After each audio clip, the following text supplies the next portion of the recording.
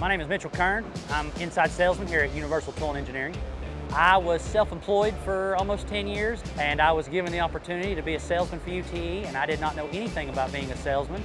So I Googled sales tips, sales advice, how to approach people when selling, and Kyle's videos were on YouTube. And I watched a substantial amount of his videos. I thought it was really good content.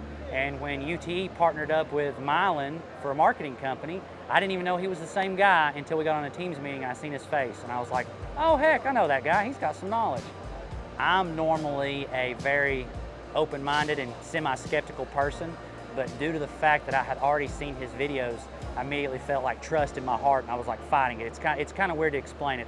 It's almost embarrassing because you shouldn't trust somebody that you have no clue who they are, but through watching his videos, you already felt connected to them.